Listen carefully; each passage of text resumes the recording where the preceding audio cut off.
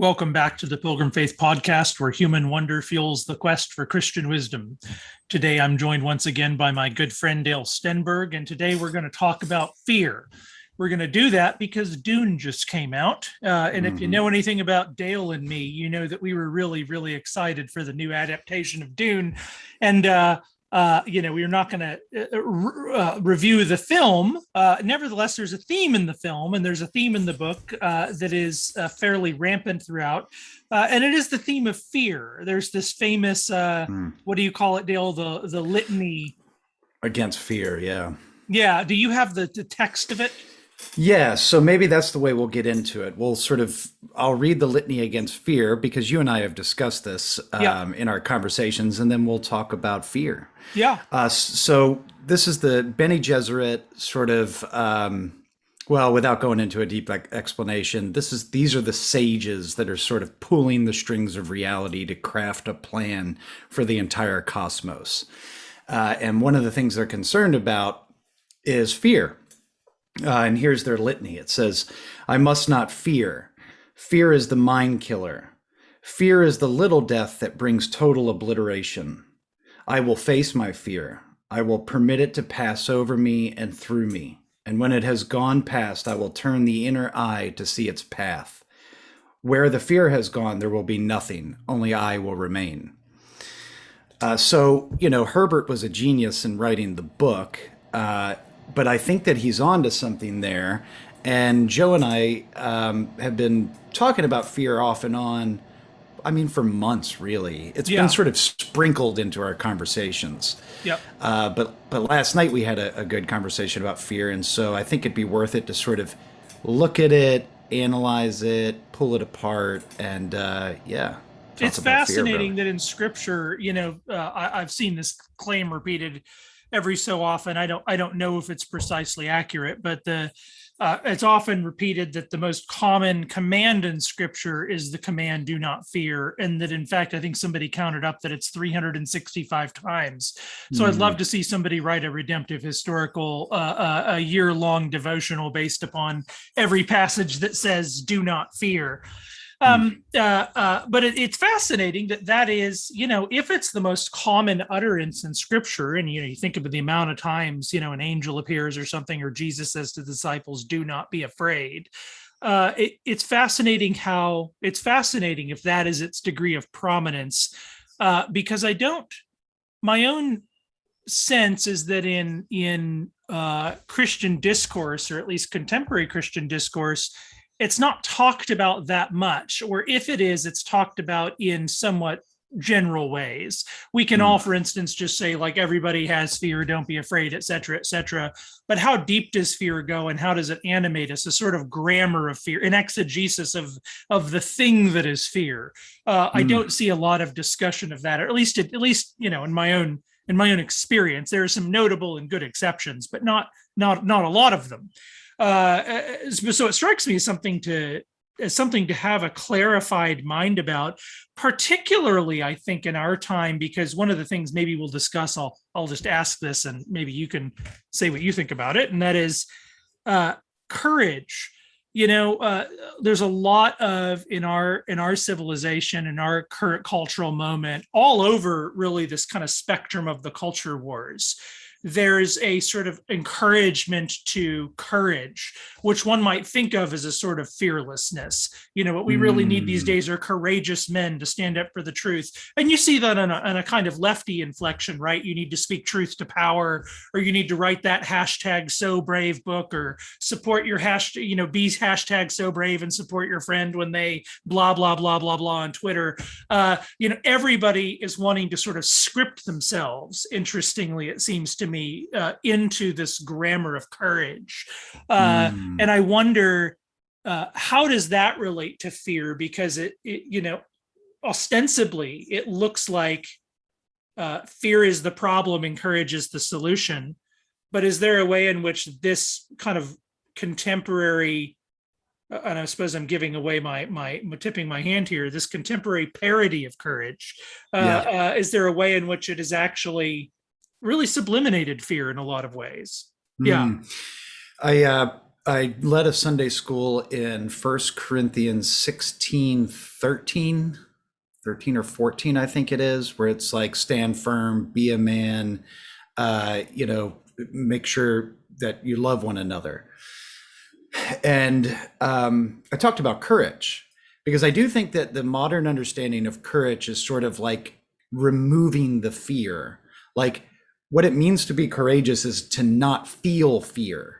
What's interesting about the Bene Gesserit litany is that it talks about sort of absorbing the fear, sort of understanding the fear, not running away from it, and letting it pass through you. And then you'll remain once the fear has gone, because fear inevitably diminishes, unless you have some sort of really bad psychological disorder where you're caught in just a world of fear. But barring the exception, I think most people think that courage is the lack of fear, where I don't think that's what courage is at all. I think what courage is in spite of fear, pursuing that which is good. So, you get the famous slaying the dragons metaphor that a lot of Christians are using right now. Very apt metaphor, I think. I mean, the Bible talks about slaying dragons. But it's not as if, the lonely knight that marches up the mountain to get the princess and has to face the dragon doesn't feel a certain level of fear. It's just that the fear doesn't cripple him to the point of inaction towards that which is good, which is saving the princess. So I think most people would, in this sort of like courage conversation that we're all having, it would be better for people to sit in fear and understand what it's doing to them.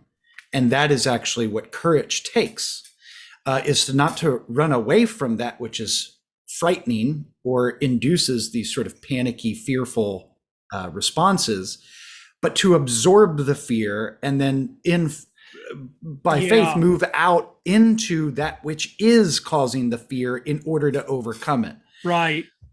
Well, what I think you see a lot of is like, let's say on the right, you sort of get the kind of critique of oikophobia, like they're disintegrating kind of the local in a sense of place and home. And on the left, it might be a sort of emphasis on justice or something like that. There, to make common cause with these people is to compromise inevitably what will be the just. And yet, to a large extent, even if there are truths, even if there are those are likely outcomes, there is still a large extent into which our reaction to that, our response to that, is mediated or unmediated by fear and or sincere courage. And I think what a lot of what we call courage is kind of a manufactured script. That is to say, it's sort of like and we're hungry for it. We're very hungry in the modern world, especially men, to have something to be courageous about, in fact. And so it's sort of, and so these situations come along and actually feed something that we're hungry for anyway. But usually in a mode that does not have the character you described earlier, which is it's not the kind of courage that is in the facing of a fear. It's a courage that is kind of performed when the fear has been run away from. And the difficulty, the challenge of courage from a keyboard is that it's not very costly. You look at somebody like Jordan Peterson, one of the reasons he actually, I think, had the ethos and the pathos that he did is because when he first started sort of speaking out about the things that he did, it really was a costly thing to say out loud. It wound up going well for him, but the initial entrance onto the scene to speak publicly was a costly thing. Most of the time, people are being hashtag so brave, whether on the right or on the left.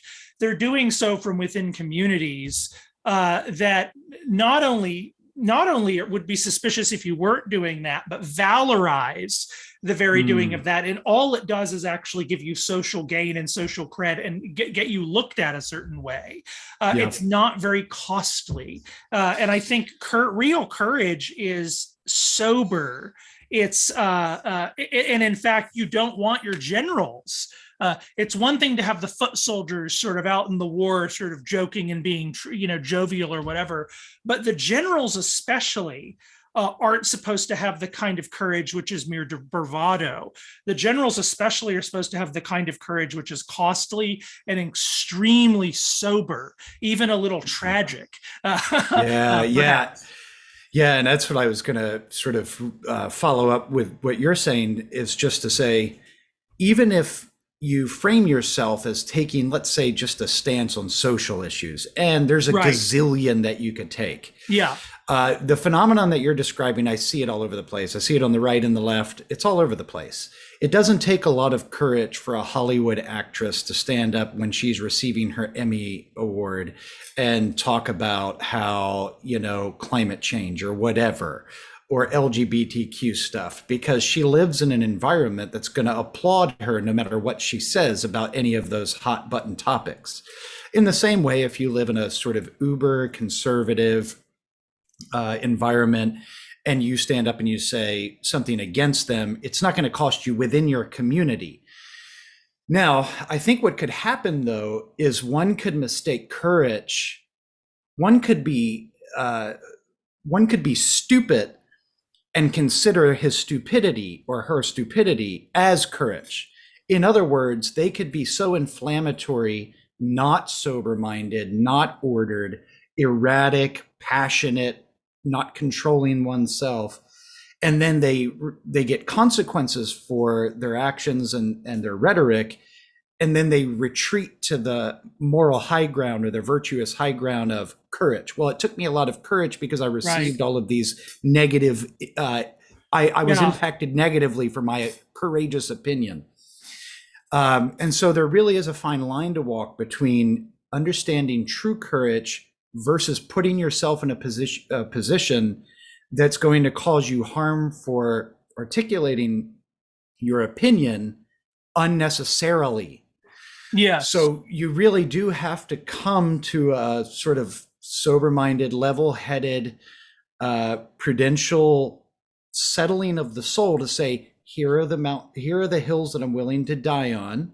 Yeah. Here are the things that I'm willing to say. And I'm going to be courageous if I have to say those things or die on that hill. But nevertheless, I want to navigate my life wisely so that I don't make everything I believe into a hill to die on, from which I just claim, oh, I'm being courageous, that's why I'm being hurt. So it really does come down to wisdom. Wisdom is that fine, that properly ordered soul that can navigate sticky things, where it both manifests itself as courage and prudence. Yeah, the virtue ethics tradition, in fact, when it looks at courage as the mean between two vices, one of the vices that it sort of stands betwixt is the vice of recklessness, which is sort of the excessive vice. It looks like courage, but it's really not courage, and it is what you just said. It's sort of in the just war tradition even has this. It's unjust to fight a war just because your honor demands it. You in fact have to fight a winnable war in the just war tradition. And so there's all these sorts of things that curb in classical discourse about courage as a sort of passion, that you react with or something like that.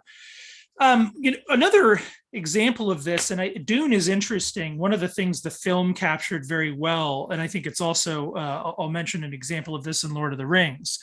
But one theme that the film captures well is the struggle to take up the task that courage is supposed to be for. And so it's not a lot of talk of courage these days, I think, comes from a sense of wound.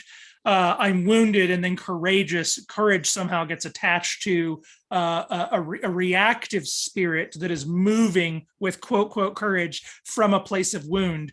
Whereas courage is really a vocation. It's a calling. It's a thing that comes to you. And what's fascinating about the character of Paul in both the book and in the film is you see this struggling emergence of somebody for whom their calling is not necessarily it's not necessarily something they're all bravado about. There's even some resistance to it because, sort of the old theme, heavy is the crown, right? On the one hand, it is manly to want to rule, to want to reign, to want to take up that responsibility gladly and to sacrifice. And yet on the other, it would be hard to trust somebody that did not appear sober about the inadequacy of a mere mortal to take up certain callings. And when you don't see both of those notes, there's something off. And the best example I know of that is Tolkien's contrast between The Hobbit and The Lord of the Rings. Ralph Wood, who's a literary guy, he's a professor of literature at Baylor. I remember him in an interview making this point. And once you read Lord of the Rings with this distinction in mind, it's all over the place. It's quite fascinating. But he makes the distinction between an adventure and a quest. And The Hobbit's an adventure. Bilbo titles it There and Back Again. It's a circle. Bilbo, the anxious hobbit, needs to leave the Shire to go do something. And he has every thought that he's going to come back. It's something he chooses for himself to go upon, etc. That's an adventure. That's vacation. It's leaving and coming back. A quest, on the other hand, Lord of the Rings, Ralph Wood argues, is a quest. It's something foisted upon you. Frodo has the ring. He can't not have the ring. He doesn't want the ring. He doesn't want to go to Mordor and drop it in. None of these things are things he would choose for himself. But courage is not just being the guy who gets the thing and then he just naturally is like, well, I guess I got to go drop the ring in Mount Doom now. Like right. That guy's actually a little weird. You see Frodo. I'm reading the book to my kids right now, and when you get into the weeds of it, the amount of pages that Tolkien laboriously writes of each little step of Frodo processing the full implications of his task and doing it soberly and at each stage sort of wishing, man, I wish it could be otherwise. That's the spirit that actually winds up being the true courageous one who can actually fulfill the task and take it all the way to Mount Doom and defeat the enemies. And so it's a very interesting depiction of courage and what what its actual textures, if you will. Yeah, that's interesting. I mean, and I don't think that we have a lot of quests these days. So one thing about the modern age is that we have a bunch of options. Joe and I were talking last night, 500 years ago, before the advent of, the technological age, the Industrial Revolution, before life became easier because of machines, you really had to interact with reality. You had to interact with the natural world. You depended on rain, you depended on soil, you depended on community, but you were also in vulnerable positions if you were weak or if you weren't very smart. And the threats to your safety and the safety of your family or your livelihood were multiplied. Whereas today we have a lot of social programs that are put into policy that help the vulnerable, that help the people that really can't perform complex tasks to survive. But survival, and even go back more than 500 years, survival in the ancient world meant that if you pitch camp somewhere and a bobcat's outside of your tent, the amount of fear that you're going to feel needs to be situated within a plan to survive whatever the thing is that's going to potentially kill you and your loved ones. In the modern age, we don't have that problem really. We can escape fear, to get back to what you were saying at the beginning. We can sort of distract ourselves from that which makes us fearful. So if I feel an overwhelming amount of fear, I have a variety of options that I can choose from in order to escape that mindset of being afraid. I can distract my mind with digital sedation, endlessly scrolling through Instagram or Twitter or Facebook or whatever, or watching YouTube, just to distract my thoughts. Or you can patchwork your community so that you don't have to deal with anybody you're afraid of. Yeah, right. And I can make my own little universe that I feel comfortable with, that I'm not exposed to. And I can escape this analysis of fear. And I think that's what we're missing, which is why I think we have this fake sense of courage emerging in the modern age. Yeah, it's a LARPing. It's a kind of it's a sort of LARP. We're inventing enemies. Not that they're not real enemies out there, but the enemy is miscalibrated and misidentified because we're so hungry to have an object, in a sense, I think, to act interestingly as the kind of cathartic, totem. Yeah. Or we have the option to just not deal with anybody. Yes. We have the option to just sort of sedate ourselves in this little secluded bubble of comfort, to where we don't have to feel the nasty things that pull at us. And I think that when you encounter situations that you can escape from, your ability to handle those situations is greatly stunted because you haven't developed the muscle, like you haven't exercised that part of you that can process fear in a healthy way, because all you know is escape. Right. And I think a lot of people really do count escape, and I'm not making the case here, and I want to be clear that running from something terrible that's on the horizon is cowardly. There's plenty of situations that you should run away from. Yeah. What I am saying is that in the modern age, it makes it very easy to run away from anything that would cause fear.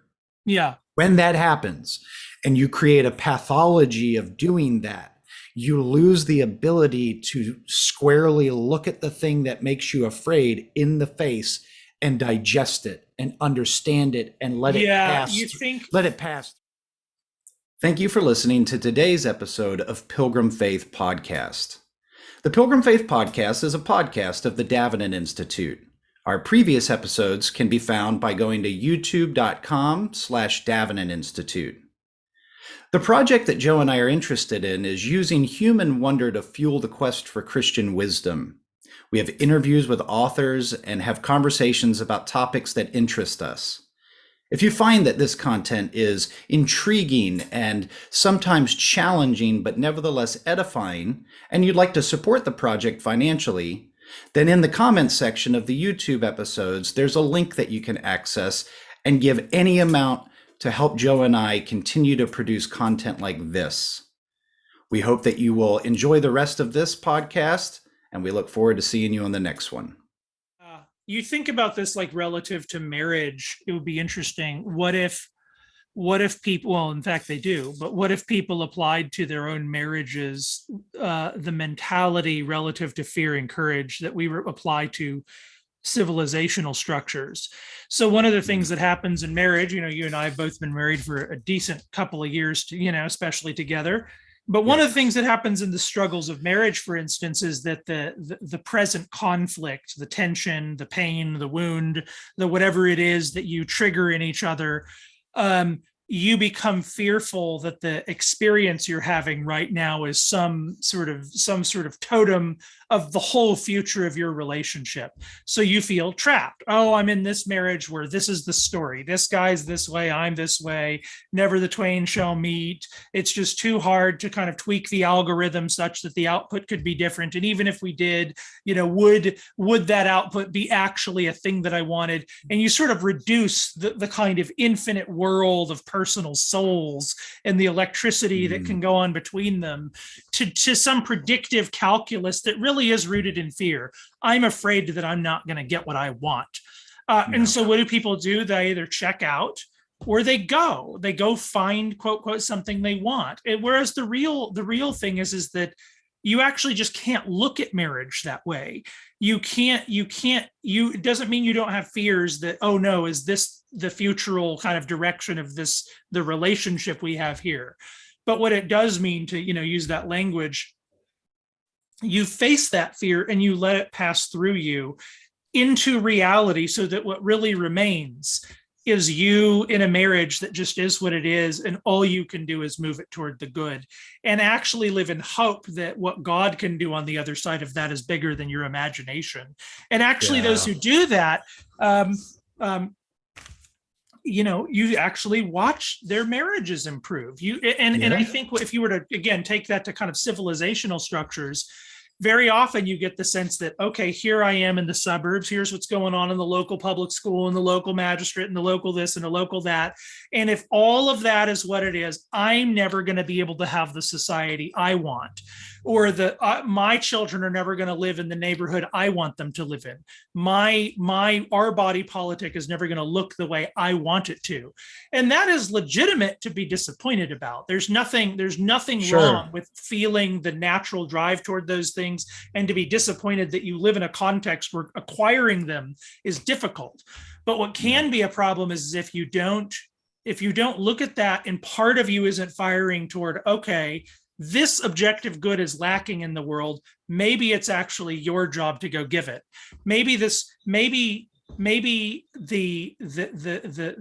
oikos, the oiko consuming juggernaut of modernity is a place where you who long for home, for households, or if you're, on another side of things, longing for justice, maybe your job is actually to provide home in a homeless world. Maybe your job is actually to be in that neighborhood where there's a lot of people who are existentially homeless, and be the one couch they can cry on because they don't have that in their community. I remember, and this is actually very common in working class communities, is that sort of openness of the door to absorb the pain that's out in the street. I think this is sort of intuitive to a lot of those communities, and the kind of like, this isn't quite the algorithm I wanted, let's go make another one. That's a privileged way to look at the world. yes, and that's really what I'm signaling, is that we're not forced to face down the thing that makes us afraid anymore. We have a whole bunch of options that we can escape the hard work of whatever we're afraid of. Right. So I want to talk about this for just a moment. I really want to ask you a question. Oh, yeah. So fear is used not only in a pejorative, like do not fear in the scriptures. Yes. But fear is actually used in a positive sense too. Fear the Lord. The fear of the Lord is the beginning of wisdom. Yes. I think there's a certain value then in fear. Now, I know we would make a distinction, and language is tricky, and we could get into some philological studies of how this was translated to this and this and this that ends up as fear in our Bibles or whatever, our English Bibles. But I think the concept is still there. God is to be feared.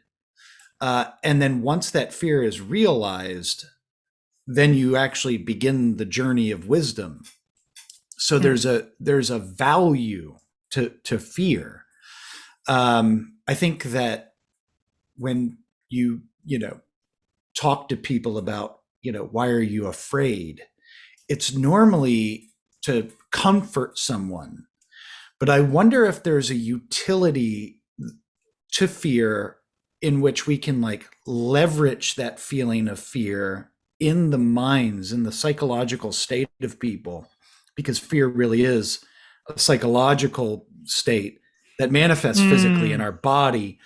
But if we can leverage that in order to propel them towards the call of Lady Wisdom, how does that happen? What is the value of fear in our life? Yeah, facing fear is an interesting example, because obviously, right, there's almost there's fear in a kind of general way where I'm sort of afraid of a concrete situation or reality. There's fear in the kind of immediate, I see the lion and I experience fear, and it's sort of like a necessary sort of emotional state in order to get you get you the right stance or whatever, so that you can, and the goal of course is not to, you should be afraid of the lion, but what courage is to kind of be able to move outside of that fear, and to get into a calm space to think coolly, in that situation. But fear of God, I mean, in one way, what does it mean to have the right approach to fear? I think it's to convert all fear into fear of God. So it's remarkable how much fear in Scripture is do not be afraid, Don't be afraid of the angels. Don't be afraid of Jesus saves us from the fear of death. All of these things feel godlike to us. Death has such a cosmic, comprehensive power. The angels feel so much more powerful than us. The kings feel so much more powerful than us, but none of them are God. And in a sense, what the Bible, I think, does with all of those moments of fear is it relativizes them. It says, don't be afraid of this. Don't be afraid of what you're going to eat or drink. Don't be afraid of that angel. Don't be afraid of that thing. Be afraid of God. And what's fascinating is God is both the object to fear, but also the object who relieves fear. And that's interesting, is the fear of the Lord is the beginning of the wisdom. The fear of the Lord is also, the object of our fear is also the object of our hope and the object of our trust. And that's why the fear of the Lord is not living in fear, because the object that is apt to be feared is also the object that is apt to relieve your fears. And so in a sense, there's almost a sense in which you can't face your fears. I don't know that your fears can ultimately pass through you unless they're absorbed in God himself. Yeah. So what tends to happen in, I think, moral traditions where people think they've overcome fear is that they overcome it through the Stoic move. In other words, it's not letting fear have its full weight through me, sort of absorbed in the reality that is God. It's rather, I get myself into a psychological state that is somewhat maybe even not normal for a human, and sort of let myself only receive these signals of reality and just ignore these ones through mental discipline or something like that. It's sort of Stoic removal. Whereas I think a lot of what's in scripture is actually pressing into the fear. Don't fear this, don't fear this, fear this scarier thing. It's actually that you're not fearing enough is your problem. Yes, that was so one of my favorite scenes in Dune was when and go watch the movie, but read the books. I highly recommend the Audible versions I listened to. I didn't read the physical books. I listened to the Audible. They were fantastic. and the movie was so faithful. But in the beginning, Lady Jessica, who's part of the Bene Gesserit, takes her son Paul to the sort of mother Bene Gesserit, who functions directly as an advisor to the emperor of the known galaxy. And the mother Bene Gesserit is administering a test to young Paul. The Gom Jabbar, yes. The Gom Jabbar, where he's got to put his hand in this machine that inflicts just incredible pain. And his mother, Jessica, is on the outside of the chamber that they're performing the test in. And she knows the consequences, that if Paul fails, he's going to die. And this is her beloved son. And she put a lot of hope in willing that she would have a male, not to get into the details, but like the Bene Gesserit are just women. And she took a gamble by willing a male into existence. And so all of her hope, all of her life, all of her labor is finding a sort of peak.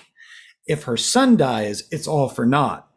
And she's standing outside the door and she, connects with him sort of in like some telekinesis. And she's shaking and she's crying and she's riddled with fear. And then she begins to recite the litany against fear until her body goes completely calm. Her face changes, her disposition changes, because she has completely absorbed the fear. And it has passed through her, and all that remains is her. And I resonate with that so deeply because I have found myself in similar situations. I think I'm like most modern people. The mornings are very difficult for me because when I open my eyes in the morning, I get a sort of prescient, to keep in the Dune sort of ethos, a prescient flash of all the things I'm failing at. This happens late at night too. Like, here's how you're failing with your son. Here's how you're failing with your daughter. Here's how you're failing with your wife. Here's how you're failing with your family. Here's how you're failing with your church. Here's how you're failing in your job. Just beep, beep, beep, beep, beep. Just a constant sort of frame of shame that I live in which it's very easy to escape if I want to. But the most relieving parts of my life have been when I lean directly into it, which is what you're talking about. When I just give myself over to, yes, that's a failure. Okay, why? And you dig deeper and deeper and deeper into the whole sort of organic network of failures. You can see where you're going wrong on a whole bunch of different registers. And then you commit it to God. One thing that you've been very good at in my life, Joe. Joe has this wonderful metaphor, guys, and I think everybody should pick it up and use it. He said to me one time, all you need to do with your sin is hot potato it to God, or hot potato it to Jesus. When you feel it, just give it right to Jesus. What I think in a deep analysis of fear allows us to do is hot potato, not just circumstantial sort of manifestations of the root of the problem to Jesus. It allows us to throw the root of all of the things directly to Jesus and find comfort. But you can't actually do that unless you dig through the levels of things that are making you fear about all of the ways that you can be wrong or fail. So it really is sitting inside of a headspace of fear and confronting everything that you're afraid of and saying, I'm going to conquer that thing. I'm going to look it in its face and I'm going to acknowledge that it's there. I'm not going to run away from it.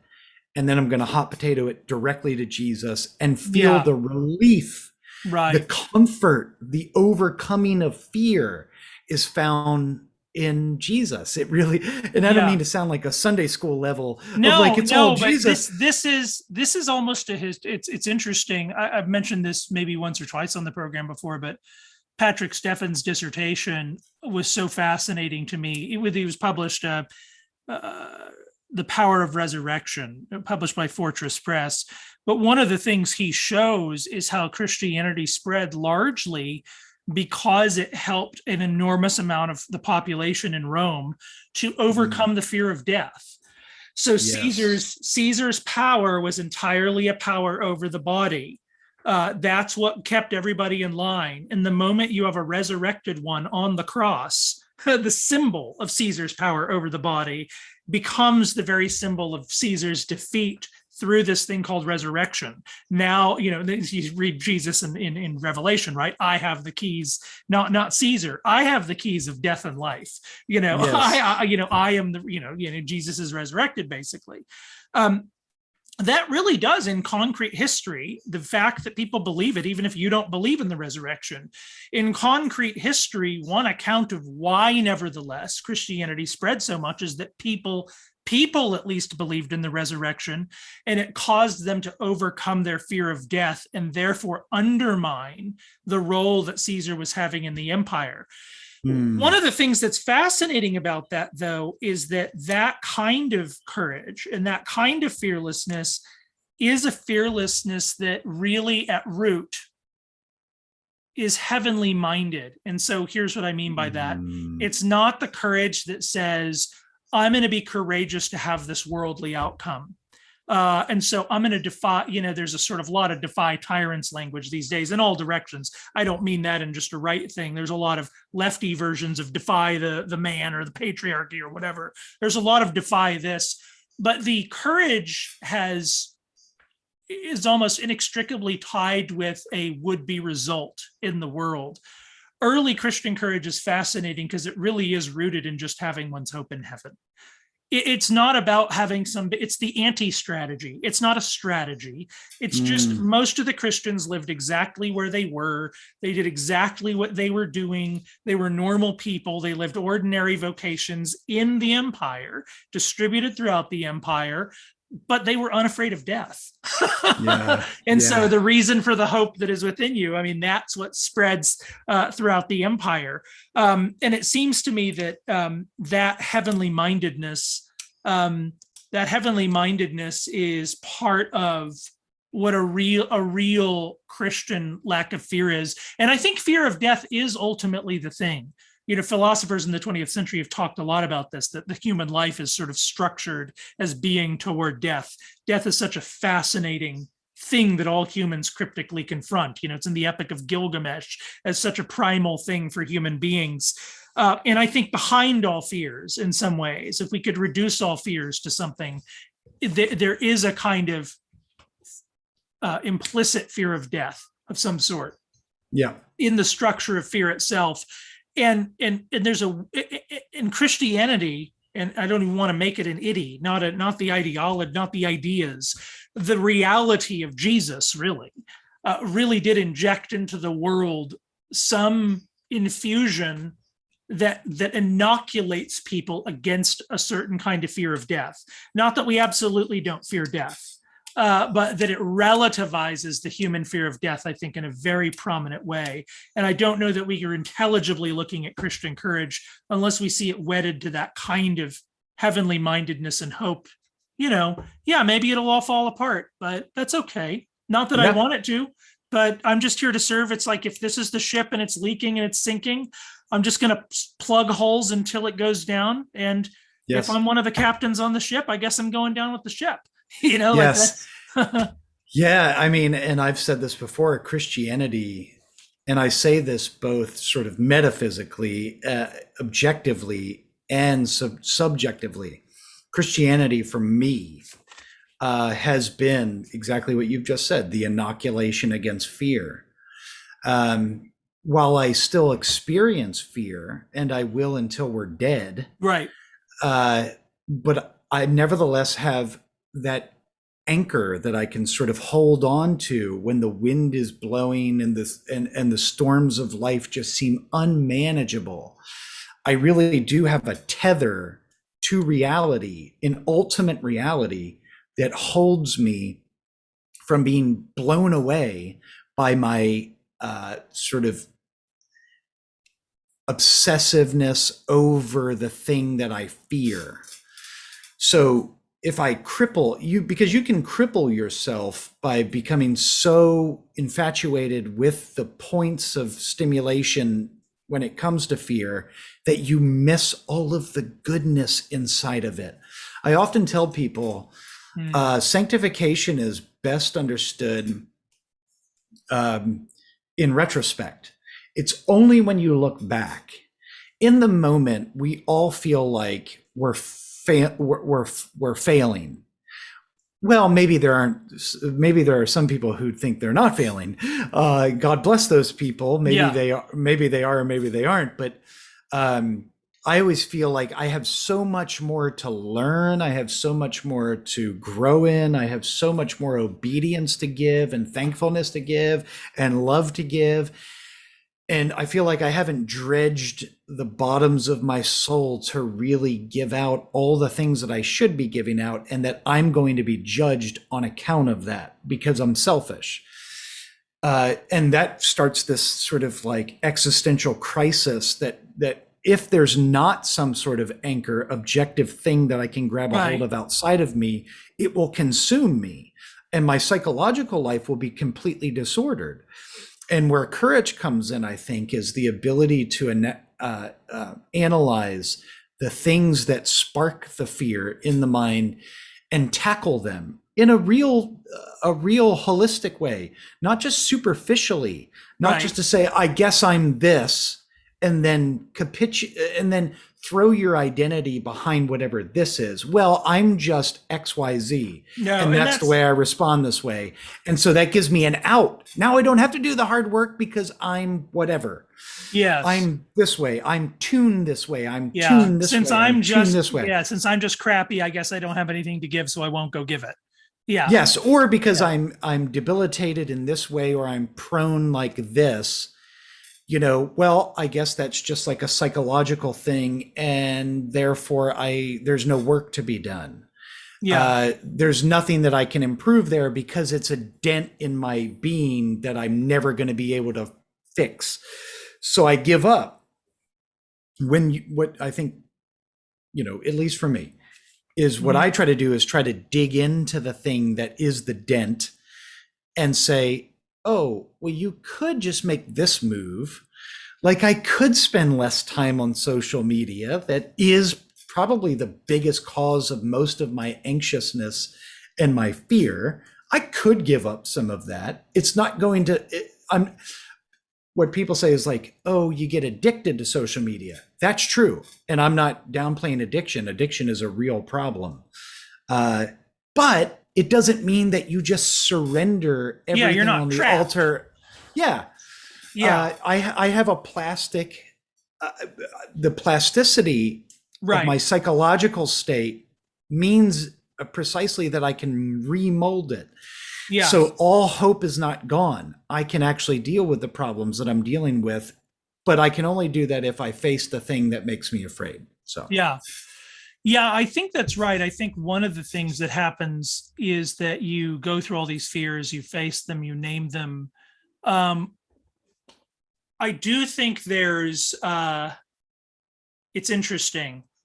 I will face my fear and then I'll let it pass through me. And in some sense, those are different motions. I think one motion is the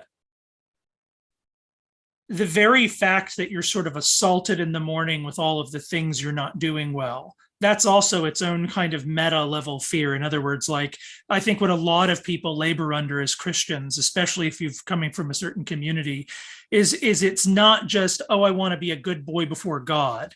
It's, I just want to be a good boy, unlike being one of those bad boys. It's a sense that you have of yourself that you're afraid of what I'm afraid that I'm this kind of thing rather than that kind of thing. What Paul actually says that I think is fascinating is I just don't judge myself. I don't judge myself before the day. I don't come to in a sense, when that cacophony, that torrential downpour that ultimately isn't just you're this, you're this, you're this, you're this. What each of those thoughts is also doing, as inflected by the forked tongue of the devil, is this is who you are, this is who you are, this is who you are, this is who you are, this is who you are. And I think what Paul can say to each of those moments is, I don't judge myself and neither do you. I'm already judged in one sense in Christ. I'm awaiting a judgment, but because I don't need to fear that voice, because the gospel is true and God is true and let him be true and every man a liar. I don't need to listen to that voice, but I can actually soberly, not reactively, not freaking out. I can soberly stare at all those things and say, you know what? It would be good for me if I drank less, or whatever the thing is for you. It would be better if I, that sort of thing. And actually from a fresh motivation. Another thing I'd add to all of this is, I think one of the things that, when we talk about fear, we tend to think of it as just that kind of being afraid of the tiger sort of thing, right? Yeah. A sort of shallow thing. But I think we perhaps, again, I mentioned at the beginning, a lot of people do talk about fear. That, there are plenty of evangelical hot takes on fear. But I do wonder how deep we get in our exegesis of fear, in that it seems to me that fear is a very animating, like more than people realize, even those that consider themselves courageous, more animating than I think we realize. And I think when you do see those structures in yourself, you see how deep your own fears go. It's a bit hard to unsee. And here's one way I think it shows up, is that I think that a lot of us struggle with putting ourselves in positions of relational vulnerability, and we don't offer a vulnerable relationship because we're afraid of pain, or we're experiencing shame because real men don't do that kind of vulnerable thing or whatever. Yes. And also you're afraid of exposure on another sense, which is to put yourself in a position to really long for somebody to really feel a human desire that somebody would reciprocate to you a certain way, and to put yourself in a position to risk both desiring that thing but them not giving that to you and therefore experiencing that discomfort is also nevertheless in that very same move that you put yourself in the position of that pain, you also put yourself in the position to give to that person. You also you bring yourself close enough to actually give them the kind of love that I think people respond to in the New Testament. And what you're going to find, I think what you inevitably find, and this is very uncomfortable, I'm just say that out loud, just as in marriage, the most uncomfortable thing in marriage is when you're in this, presumably vulnerable relationship with one another.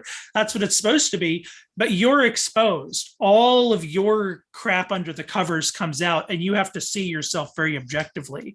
And I think the same thing happens in community life. The one of the reasons it's fearful, in fact, to have that kind of vulnerable relationship with one's neighbors is because inevitably in working on that project, which is difficult and slow, and you don't get to select out, people that already whatever with me, your sins are going to have to be confronted, and yes. you're gonna experience looking bad sometimes because you're gonna sin. You're gonna sin. Yes. And this goes, and I think this goes back to what we were talking about earlier, where the modern age, it's very easy in a sense to deal with fear because of the digital sedation of the modern age. You actually get to craft an identity online that would seemingly present you as the thing that embodies all of the good principles that your clique, your little clan, your little, theological camp reveres. So you really are signaling to the people the people that you respect, that here's what I am, guys, I'm part of you, celebrate me. Meanwhile, you're over here, and they don't get to see everything else that goes on in your life, like your wife does, or your children do, right? Or your mother, or your father, or your siblings, or your church members. They don't get to see that side of you. So you really can cathartically sort of overcome fear by creating a false narrative about your existence in online communities that reinforce the vision of yourself. And Joe, I think here's what it is, brother. We're all identity politic. We're all doing the identity politics thing. Yeah. We're all manifesting certain identities to the communities that reinforce us, that make us feel good. We're all religious consumers.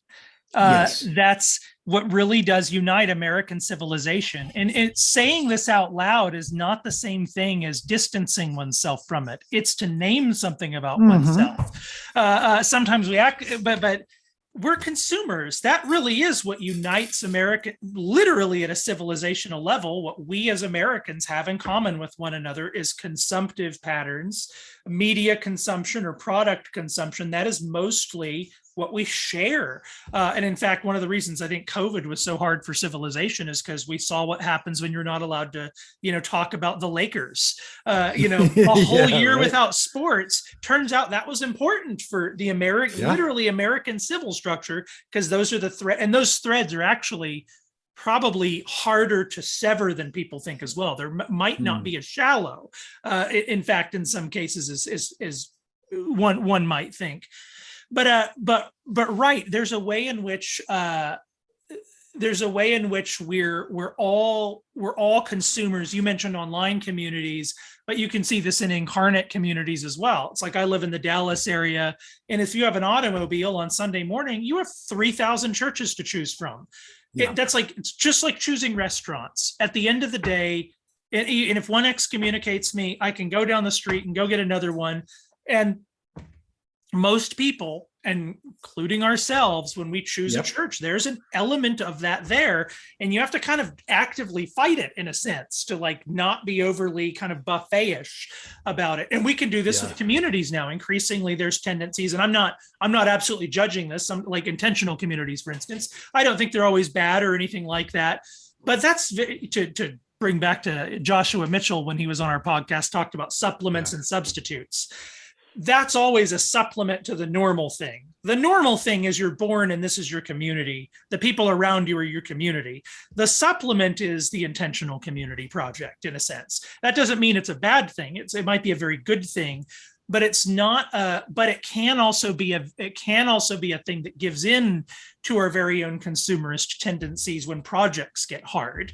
And I think a huge part of what we need to think about as Christians in our civilization, and even if that means going down with the ship, in fact, because it's our ship, we're part of the ship, I think is that we need to be found among the helpers that seek to plug the leaks of the ship, and actually be that blessing, be that home in that homeless world, that light in the darkness, and let God, in a sense, and not that you can't be strategic and have strategy and all that sort of thing. I actually just think this is an essential.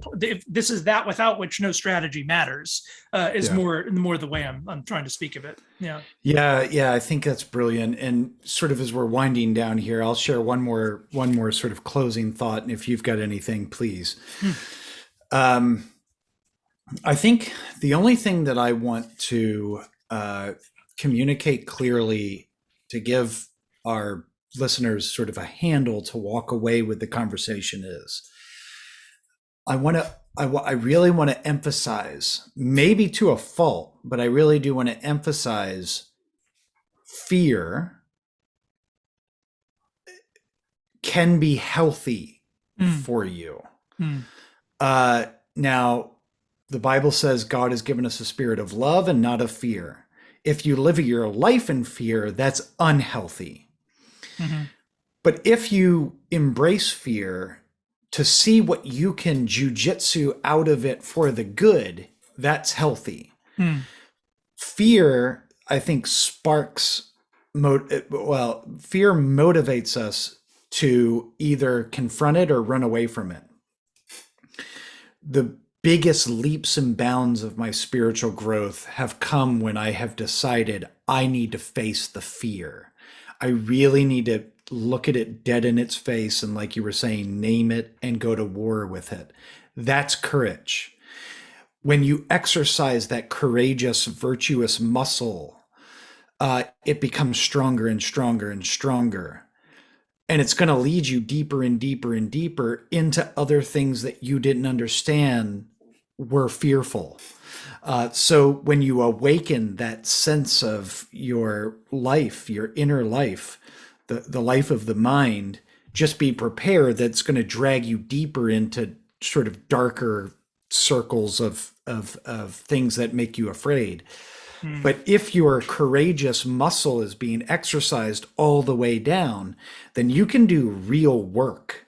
You can do genuine spiritual surgery. You can get down and start cutting out roots of things with the help of the Holy Spirit and the confident assurance that Jesus loves you because the Bible tells you so. Your simple faith in Jesus is the motivating force that pushes you into these layers of darkness, and it's your safety bubble out of the darkness. Going deeper and deeper and deeper requires that you look each interval of your fear directly in the face and name it and handle it. Don't run from it. Don't flee. Don't become so overwhelmed that you just crumble up and hide. Move into it, embrace it, carry it to your bosom, and then kill it, destroy it, overcome it with the help of God, and learn from it and use that as the energy that propels you more and more into your ascent into the light. This is some manuals, I think even Bavinck says this in one place. Sometimes even physical sports can be a good training ground for young men, just to go through the motions of being put in a fearful situation and sort of having to sacrificing some pain in the body. That's not exactly the same thing as the virtuous overcoming of fear, but it sort of like gives you a sense of like what that structure is that can then be cashed out in deeper and profounder ways. One thing I'd add to what you said is I think for the Christian, that especially takes the form of prayer. So when we talk about facing our fears, one image we could have really is, that here I am, I'm Paul Atreides, and I've got my hand in the Gom Jabbar, and I'm just like holding it and sweating, and like, oh, let the fear pit, and then my eyes open and cue the cool Hans Zimmer music, and there I am. Maybe that's part of what happens. Maybe the angels are clapping in heaven, that's what they're witnessing in your life. But for most of us, what that actually looks like is prayer. In other words, facing my fears is not to say I'm actually adequate to face my fears. You're not adequate to face your fears. You're not adequate to overcome the fear of death. We're all wimps. We're all weak persons in a lot of ways. And I think a lot of, you look at it this way, Jesus himself needed to pray. He got up in the morning and prayed. And when he was facing his fear in the garden, he faced his fear through prayer. It was through in fact, needing it so bad that he was trying to get his friends to pray for him. His facing of his fear was a willingness that came with tears and sweat and blood. But it was ultimately a delivering of the self over to the Father in faith. And I think our facing of fear and our face, for the joy set before him, he endured the cross. And similarly for us, I think the moment where we're the most, our moment doesn't necessarily look like the kind of cool guy, in the war film. It might look like the weak guy who really does learn to depend upon he who is strong, so that his strength is manifested in weakness, as Paul says. And that, in fact, is in a way the Christian hero, is the one walking with a limp, but walking.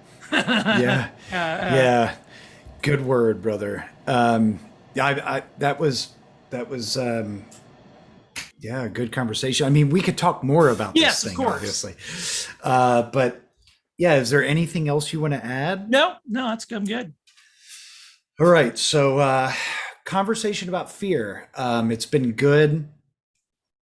If you all want any other recommendations on how to deal with fear, just message Joe privately in waves, and he can help everyone. Just don't message me. I don't have any. I can't say that I don't know. Yes, no, but thank you, brother. This was a good conversation. As always, you guys can head over to YouTube to check out all the previous episodes. YouTube.com/Davenant Institute. You can also find us on iTunes and any of the other podcast catchers. But Joe, good conversation about fear. I love you, brother. Love you too, man. Until next time. See ya.